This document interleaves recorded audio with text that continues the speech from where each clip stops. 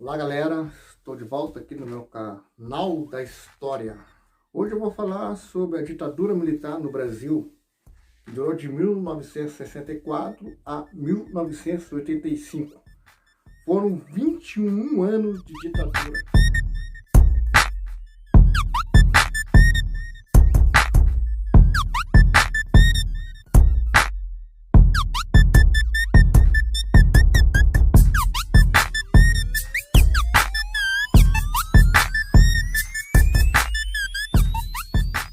O último governo civil, antes desse período militar, desse golpe, foi do presidente João Goulart, mais conhecido como Jango.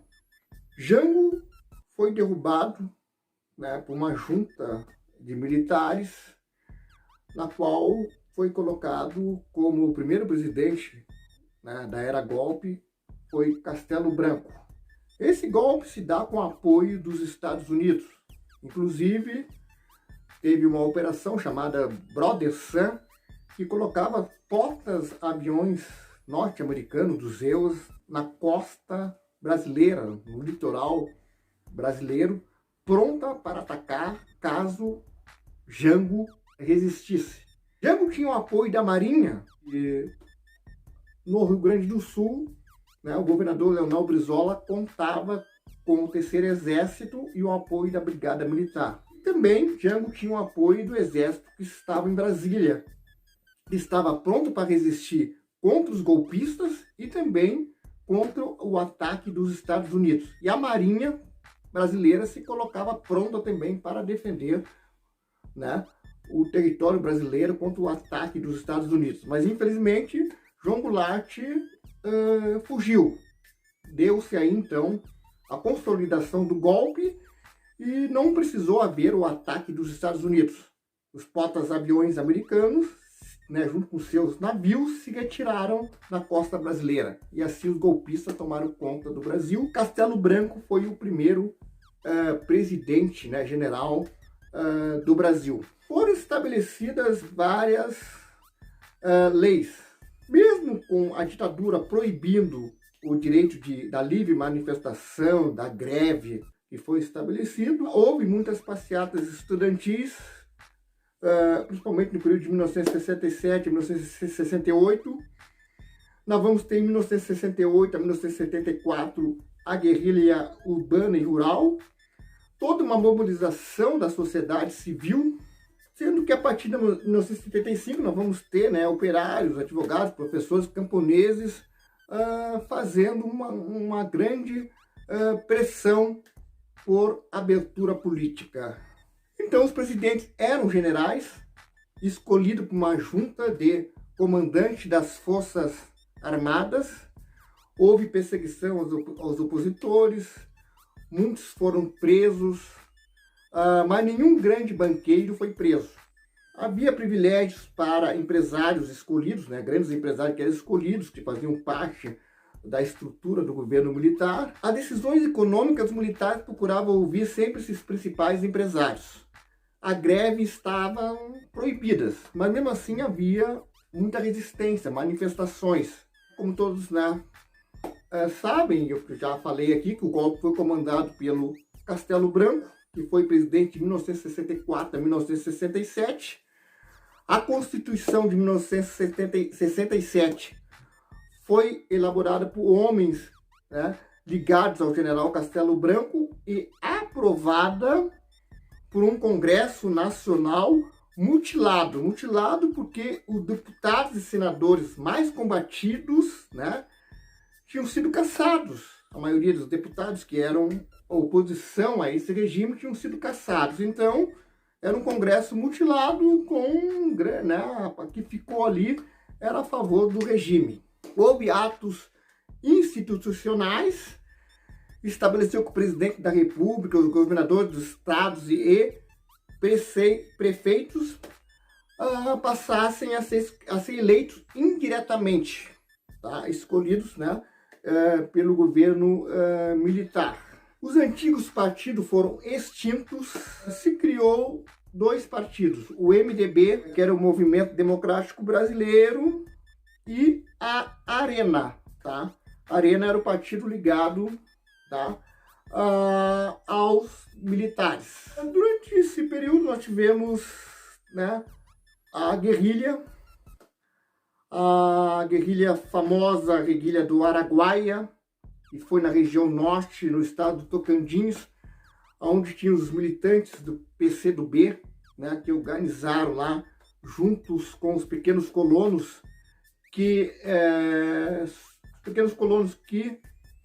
sofriam opressão dos grandes fazendeiros, que os grandes fazendeiros contratavam capangas, né, para matar os pequenos colonos, para expulsar eles de suas terras, né, amedrontavam eles, matavam, para que eles saíssem dali e os grandes fazendeiros pudessem aumentar suas terras, né, tirando essas famílias de pequenos colonos. Ali, os militantes do PCdoB tentaram, né, comprando pequenos sítios, organizar, né, junto com esses colonos, um exército, né, de guerrilheiros aí que pudesse combater o regime. Se formou um grupo de 70 guerrilheiros comandados pelo Oswaldo Orlando da Costa, que combateu, por último, né, um exército de 6.000 soldados bem aparelhados. E em 1975, depois de muita resistência, os guerrilheiros foram mortos. 70 guerrilheiros contra 6.000 soldados bem equipados, bem treinados. E houve uma resistência feroz. E só em 1975 os guerrilheiros são derrotados. Nesse tempo foi criado o órgão de repressão, né, que era o DOI-CODE, que era um órgão de repressão que fazia torturas terríveis. Nós tivemos a mais conhecida como o pau de arara, né, o pau de arara, tá? Que era uma tortura assim violenta, que pendurava ali, a pessoa que era torturada era pendurada naquele pau de arara, tá? E ali ela sofria todos que tipo de tortura, abuso.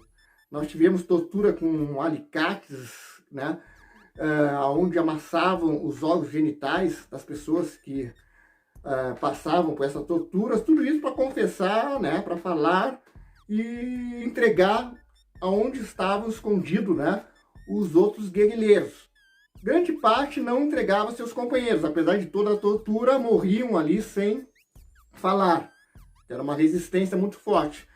Teve outros, né, que acabavam não aguentando aquela tortura e entregando os demais companheiros. Os meios de comunicação eram controlados pelo governo, não havia liberdade de imprensa. Tivemos ali, né, a Rede Globo, que era uma rede, né, que trabalhava a favor do regime. Houve grandes investimentos estrangeiros nesse período, onde, né, o que acontecia? As empresas estrangeiras eram beneficiadas pelo governo militar. Não pagavam baixos impostos. Como os salários eram arrochados, né, salários estavam congelados, os trabalhadores não podiam fazer greve, as empresas estrangeiras se beneficiavam com isso, porque elas pagavam muito pouco, pagavam, né, além de pagar pouco salário, pagavam pouco impostos, né, impostos baixos. Muitas empresas nacionais até eram prejudicadas, apenas aquelas empresas nacionais ligadas ao governo militar que eram beneficiadas. Tivemos então também a questão da superprodução no milagre econômico do governo Médici, onde se produziu muito, mas como os salários dos trabalhadores estavam congelados, muitos trabalhadores não tinham condições de comprar aquelas coisas que eram fabricadas. Então isso gerou até uma crise econômica. Se produzia, mas não tinha gente para comprar, por causa que as empresas também tinham, né, o domínio dessas empresas estrangeiras, salários arrochados, congelados, tudo isso prejudicava o crescimento do país. Nós vamos ter a abertura, né, nós tivemos a crise no governo Médici, mas nós vamos ter a abertura a partir do governo Geisel e definitivamente a abertura que nós vamos ter o fim da perseguição política, onde os presos políticos são libertados, inclusive aqueles que estavam exilados voltaram ao país, foi na partida do governo Figueiredo. Tivemos a maior greve no período da ditadura militar, que foi comandada por Luiz Inácio Lula da Silva, metalúrgico, né, que comandou essa greve, que foi preso em 1980 e depois ele vai ser solto, né? Ele e seus companheiros que foram presos.